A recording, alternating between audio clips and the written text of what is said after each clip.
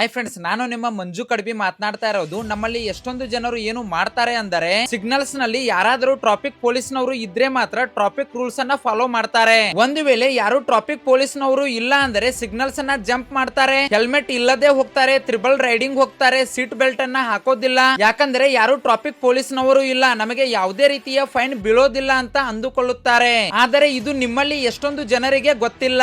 ಯಾರು ಟ್ರಾಫಿಕ್ ಪೊಲೀಸ್ನವರು ಇಲ್ಲ ಅಂದರೂ ಕೂಡ ನಿಮಗೆ ಖಂಡಿತವಾಗಿಯೂ ಫೈನ್ ಬಿದ್ದೇ ಬೀಳತ್ತೆ. ಅದು ಹೇಗೆ ಗೊತ್ತಾ? ನಿಮ್ಮ ಮೇಲೆ ಟ್ರಾಫಿಕ್ ಸಿಗ್ನಲ್ ನಲ್ಲಿ ಕ್ಯಾಮ್ರಾಗಳು ನಿಮ್ಮ ಮೇಲೆ ಹದ್ದಿನ ಕಣ್ಣನ್ನು ಇಟ್ಟಿರುತ್ತವೆ. ಅವುಗಳು ನಿಮ್ಮ ಒಂದು ಫೋಟೋನ ಕ್ಲಿಕ್ ಮಾಡುತ್ತವೆ, ನಿಮಗೆ ಫೈನ್ ಬೀಳತ್ತೆ. ಇದರ ಬಗ್ಗೆ ನಾನು ನಿಮಗೆ ಮಾಹಿತಿ ಕೊಡಬೇಕು ಅಂತಾನೆ ನಾನು ಇವತ್ತು ಧಾರವಾಡ ಟ್ರಾಫಿಕ್ ಪೊಲೀಸ್ ಸ್ಟೇಷನ್ ಗೆ ಬಂದಿದ್ದೇನೆ. ಇವತ್ತು ನಮ್ಮ ಜೊತೆಗೆ ಧಾರವಾಡದ ಶ್ರೀ ಶ್ರೀನಿವಾಸ್ ಸಿ ಮೇಟಿ ಸರ್ ಅವರು ಇದ್ದಾರೆ. ಅವರು ನಿಮಗೆ ಇದರ ಬಗ್ಗೆ ಮಾಹಿತಿಯನ್ನ ಕೊಡುತ್ತಾರೆ, ಕೇಳಿ. ಸರ್, ಇವಾಗ ಸಿಗ್ನಲ್ ಒಳಗಡೆ ಬಂದ್ಬಿಟ್ಟು ಕ್ಯಾಮ್ರಾ ಹಾಕಿರ್ತೀರಲ್ಲ ಸರ್, ಆ ಕ್ಯಾಮ್ರಾಗಳು ಬಂದ್ಬಿಟ್ಟು ಈ ಸಿಗ್ನಲ್ ಜಂಪ್ ಮಾಡಿದ್ರೆ, ಆನಂತರ ತ್ರಿಬಲ್ ರೈಡಿಂಗ್ ಹೋದ್ರೆ, ಹೆಲ್ಮೆಟ್ ಇಲ್ಲದೆ ಹೋದ್ರೆ ಇತ್ತು ಸರ್, ಅವ್ರಿಗೆ ಫೈನ್ ನಿಜವಾಗ್ಲೂ ಅದರಿಂದ ಬೀಳತ್ತೆ ಸರ್ ಅವರಿಗೆ?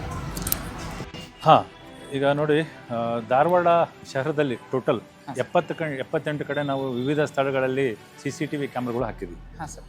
ಈಗ ನಾವು ಪೊಲೀಸರು ಕರ್ತವ್ಯದಲ್ಲಿದ್ದಾಗ ಯಾರಾದರೂ ಸಂಚಾರಿ ನಿಯಮಗಳನ್ನು ಉಲ್ಲಂಘನೆ ಮಾಡಿದರೆ ನಮ್ಮವರು ತಡೆ ಹಿಡಿದು ಅಲ್ಲೇ ಸ್ಥಳದಂಡ ಹಾಕ್ತಾರೆ.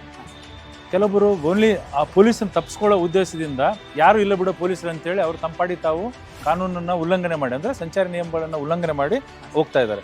ಅಂಥವ್ರನ್ನ ನಾವು ಮಾನಿಟರ್ ಮಾಡೋ ಸಲುವಾಗಿ ಏನು ಮಾಡಿದ್ವಿ, 78 ಕಡೆ CCTV ಕ್ಯಾಮ್ರಾ ಹಾಕಿದ್ವಿ. ಆ ಕ್ಯಾಮ್ರಾದಲ್ಲಿ ಎಲ್ಲ ನಂಬರ್ ಪ್ಲೇಟು, ಅವ್ರು ಏನು ವೈಲೇಷನ್ ಮಾಡಿದ್ದಾರೆ, ವೈಲೇಷನ್ ಅಂದರೆ ಮೊಬೈಲ್ ಫೋನ್ ಇರ್ಬೋದು, ತ್ರಿಬಲ್ ರೈಡಿಂಗ್ ಇರ್ಬೋದು, ಹೆಲ್ಮೆಟ್ ಹಾಕ್ಕೊಂಡು ಹೋಗದೆ ಇರೋದು, ಆಮೇಲೆ ಸಿಗ್ನಲ್ ಜಂಪ್ ಮಾಡೋದು, ಎಲ್ಲವೂ ಅದರಲ್ಲಿ ರೆಕಾರ್ಡ್ ಆಗ್ತದೆ. ಅವಾಗೇನಾಗ್ತಾ ಆ ಗಾಡಿ ನಂಬರ್ ಪ್ಲೇಟ್ ಮೇಲೆ ನಾವು ಅವರಿಗೆ ಒಂದು ಮನೆಗೆ ನೋಟಿಸ್ ಹೋಗ್ತದೆ. ಪೋಸ್ಟ್ ಆಫೀಸ್ ಮುಖಾಂತರ ನಾವು ಕಳಿಸ್ತೀವಿ, ಪೋಸ್ಟ್ ಆಫೀಸ್ನಾಗ ಹೋಗಿ ಅವರಿಗೆ ತಲುಪ್ತಾರೆ. ಅವರು ಬಂದು ಸಂಬಂಧಪಟ್ಟ ಪೊಲೀಸ್ ಸ್ಟೇಷನ್ಗಾದ್ರೆ ಕಟ್ಬೋದು, ಅಥವಾ ಕೋರ್ಟಿಗೆ ಹೋಗಿ ಡೈರೆಕ್ಟ್ ಆಗಿದ್ದು ಕಟ್ಬೋದು. ಯಾವುದೇ ಕಾರಣಕ್ಕೂ ಒಂದ್ಸತಿ ಅದರಲ್ಲಿ ರೆಕಾರ್ಡ್ ಆಗಿ ಒಂದು ದಾಖಲಾತಿ ಅದರಲ್ಲಿ ಬಂತಂದರೆ, ಅವ್ರು RC ರಿನೋವೇಷನ್ಗೆ ಹೋದಾಗ ಅಥವಾ ಅವ್ರನ್ನ ರಿನ್ಯೂವಲ್ ಮಾಡೋಕ್ಕೆ ಹೋದಾಗ ಅವ್ರು ಆ ಗಾಡಿನ ಮಾರಾಟ ಮಾಡಬೇಕಾದ್ರೆ ಎಷ್ಟು ಕೇಸ್ ಇದ್ದಾವೆ ಆ ಗಾಡಿ ಮೇಲೆ ಅಂತಕ್ಕಂಥದ್ದು ಪೆಂಡಿಂಗ್ ಆಗ್ತದೆ. ಸೊ ಅದಕ್ಕಾಗಿ ಯಾರೂ ಸಂಚಾರಿ ನಿಯಮಗಳನ್ನು ಉಲ್ಲಂಘನೆ ಮಾಡಬೇಡ್ರಿ. ಉಲ್ಲಂಘನೆ ಮಾಡಿದ್ರೆ ಅಂದರೆ ಖಂಡಿತವಾಗಿ ನಿಮ್ಮ ವಿರುದ್ಧ ಕ್ರಮ ಇದ್ದೇ ಇರುತ್ತೆ. ಅವರಿಗೆ ಫೈನ್ ಬಿದ್ದೇ ಬೀಳತ್ತೆ ಸರ್? ಫೈನ್ ಪಕ್ಕ ಬಿದ್ದೇ ಬರುತ್ತೆ. ಆನಂತರ ಇವಾಗ ನೈಟ್ ಟೈಮು ಒಂದಷ್ಟು ಜನ ಸಿಗ್ನಲ್ ಜಂಪ್ ಮಾಡ್ತಾರೆ sir, night time rash drive ಮಾಡ್ತಾರೆ ಸರ್, ಅವಾಗಲೂ ಕ್ಯಾಪ್ಚರ್ ಆಗಿಬಿಟ್ಟು ಫೈನ್ ಬೀಳತ್ತೆ ಸರ್? ಹೌದು, ನಿಜ. ಈಗ ನಮ್ಮಲ್ಲಿ ANPR ಕ್ಯಾಮ್ರಾ ಅಂತ ಇದೆ, ನೈಟ್ ವಿಷನ್ ಕ್ಯಾಮ್ರಾಗಳು ಇದಾವೆ ಸುಮಾರು ಕಡೆ. ನೈಟ್ ವಿಷನ್ ಮತ್ತು ANPR ಅಂದರೆ automatic number plate recognition camera ಮತ್ತು ನೈಟ್ ವಿಷನ್ ಕ್ಯಾಮ್ರಾ.